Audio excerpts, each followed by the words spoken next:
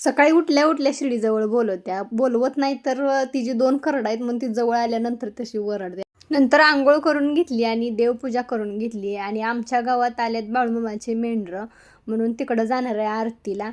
तिथं गेल्यावर पहिल्यांदा बाळूमामाच्या पालखीचं दर्शन घेतलं आणि नंतर ना मग प्रदक्षिणा पण घातली आणि तिथं बाळूमामाचा घोडा आहे ना त्याचं पण दर्शन घेतलं. आणि अजून काही एवढी गर्दी झाली नव्हती कारण सकाळची कोणी एवढी आरतीला येत नाहीत कामाच्यामुळं, कारण सकाळपारी सगळ्यांनाच जास्त कामं असतात. नंतर ना आरती चालू झाली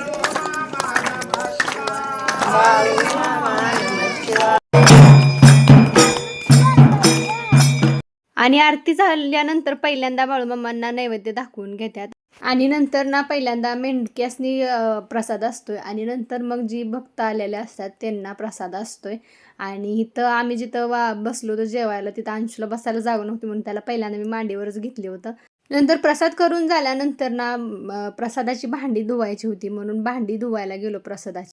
आणि मी भांडी धुवायला गेले तोपर्यंत त्यांचं चाललंय इकडं खेळणं घ्यायचं आणि सगळी मोठी आणि बारकी भांडी धुवू लागली.